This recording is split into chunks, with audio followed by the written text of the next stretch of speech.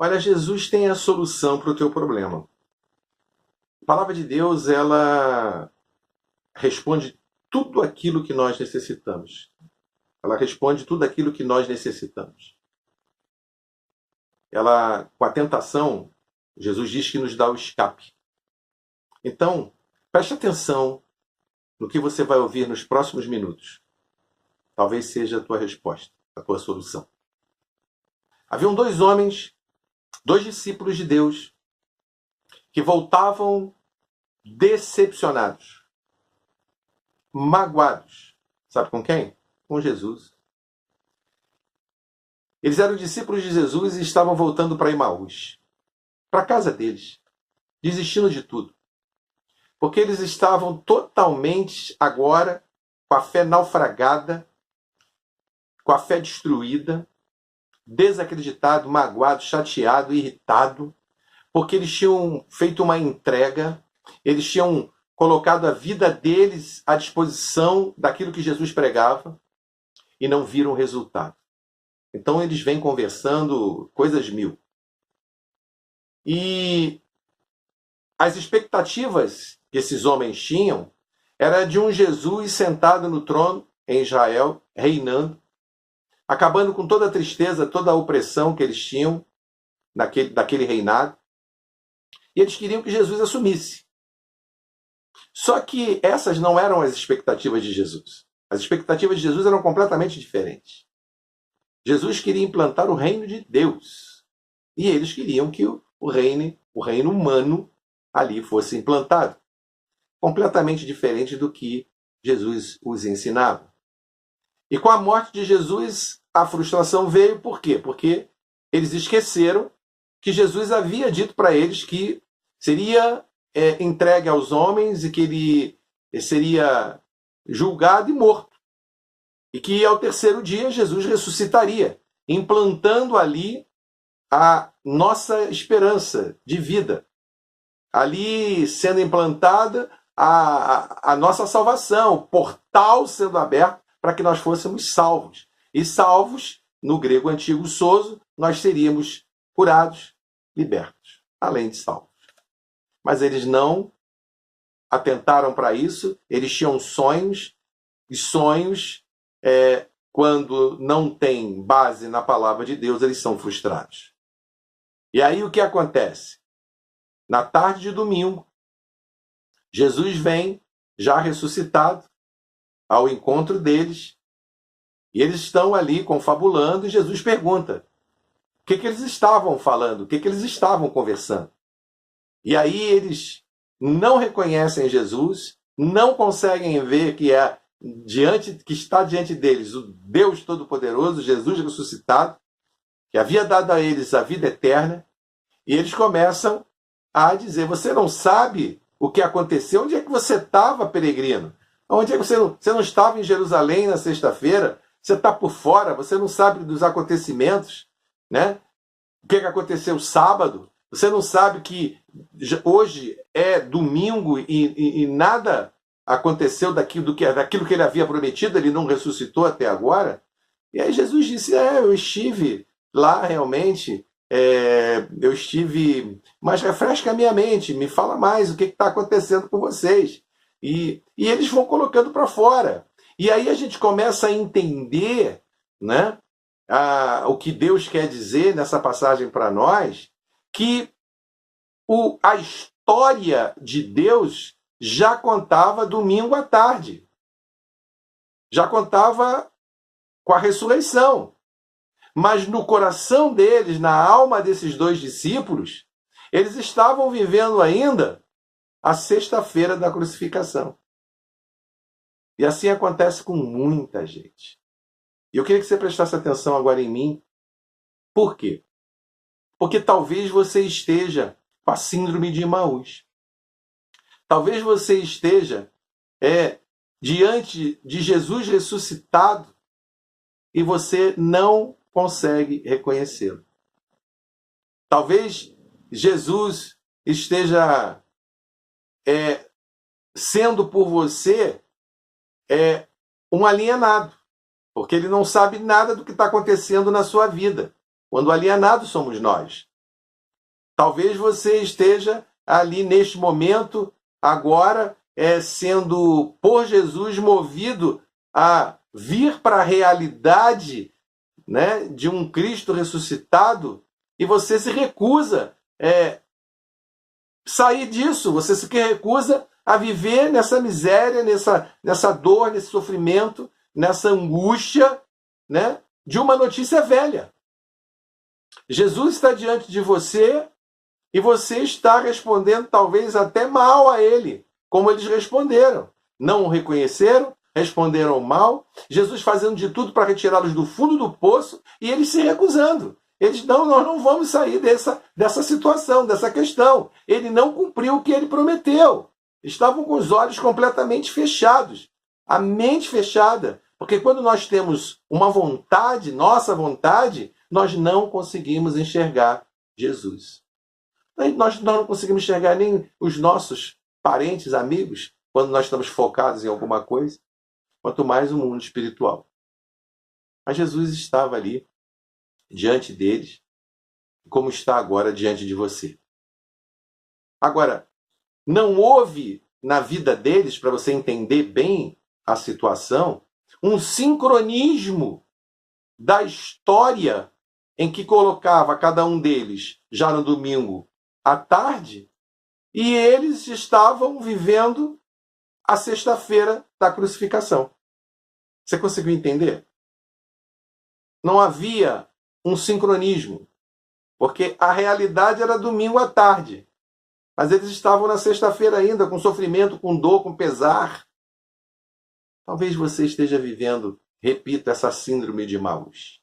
Talvez você esteja vivendo um caminho de volta para casa, desistindo, magoado, entristecido, aborrecido, decepcionado com Deus. Eu quero dizer para você que Jesus te convida hoje a fazer uma reconciliação do tempo com você. Ele quer trazer você dessa sexta-feira de dor, de tristeza, para um domingo à tarde da ressurreição. Talvez você esteja lendo um jornal velho, amarelado pelo tempo, vivendo uma dor, vivendo uma dúvida, vivendo uma tristeza, uma angústia, quando o Cristo ressuscitado está falando aqui com você, usando a minha vida para te orientar, para te aconselhar.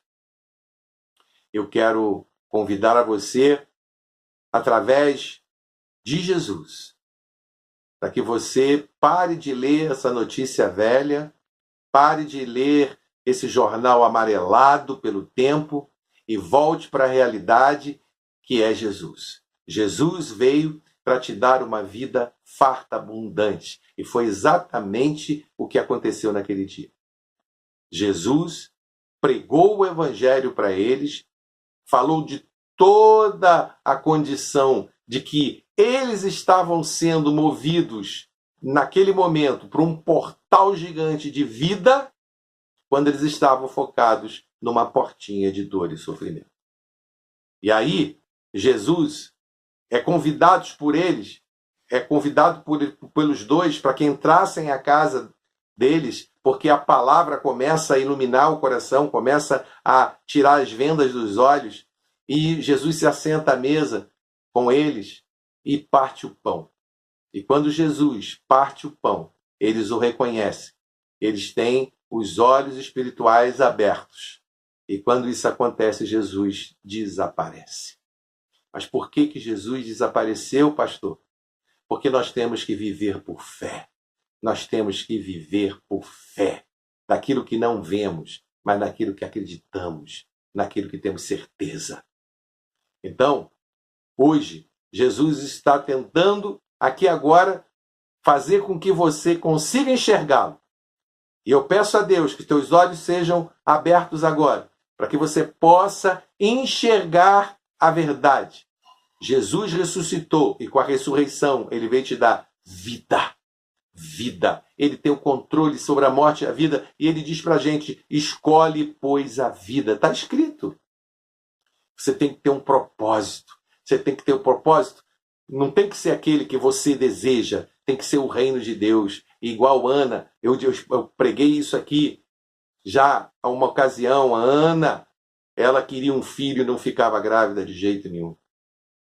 O dia que ela resolveu ter um propósito com Deus, disse: eu te entrego meu filho para te servir. Ela ficou grávida na mesma noite. Tem que ter um propósito. Não é porque eu quero ficar curado, porque eu quero ficar liberto. Não, eu tenho que ser, e eu tenho batido nessa tecla, o Espírito Santo tem me incomodado com isso, para que eu pregue sobre isso. Jesus quer que você seja ousado. Senhor, o Senhor precisa de mim, o Senhor precisa que eu fique à tua disposição, como teu servo, para pregar a palavra, para dar bons testemunhos. E aí você pode dizer: essa doença não pode ficar no meu corpo, porque Jesus precisa de mim. Essa dívida tem que sair da minha vida, porque Jesus precisa de mim. E aí, você buscando o reino de Deus, as outras coisas vos serão acrescentadas. Busca a justiça, busca o reino de Deus. Vá para a igreja, se consagre, faça um jejumzinho pequeno, que seja de 2 horas, mas não perca o foco, porque senão você não vai conseguir ver Jesus, vai responder de forma amarga, não vai receber o convite para sair do fundo do poço, você vai ser um daqueles de Emaús. A vontade de Deus é que você seja aqueles que estavam lá, assim, sentados à mesa com ele, partindo o pão e tendo os olhos espirituais abertos. Essa doença, esse problema financeiro, esse problema no seu casamento, com certeza, mas com certeza, se você buscar primeiro o reino de Deus e a sua justiça, tudo isso vai ser acrescentado a você. Você não pode querer que isso aconteça. Você não pode querer um reinado físico, Jesus sentado num trono físico. Você tem que querer Jesus reinando. Reino de Deus. Quando eu quero o reino de Deus para a minha vida, quando eu não vou buscar nada, mas eu vou oferecer um sacrifício vivo de louvor a Deus, a minha vida muda. Como mudou a minha? O dia que eu descobri que eu não podia pedir a Deus só coisas a meu benefício e que a minha vida seria útil para Ele no ministério, no reino de Deus, tudo foi acrescentado. Tudo foi acrescentado. Eu devia, Jesus acabou com a minha dívida, eu estava doente com síndrome do pânico, Jesus acabou a síndrome do pânico e eu estou aqui pregando o Evangelho. Ele me colocou no alto retiro, como quer colocar você agora. Você tem toda a oportunidade, neste momento, e já tem fé, porque a fé vem pelo ouvir a palavra de Deus. Você tem fé suficiente para vencer esse problema agora. Dizer: chega, basta, eu vou buscar o reino de Deus, não os meus interesses, não os meus sonhos. Né? Porque essa não era a expectativa de Jesus. A expectativa de Jesus era dar a eles um portal para a vida eterna. Para abrir uma porta para que eles enxergassem que a palavra de Deus se cumpriria, e como cumpriu.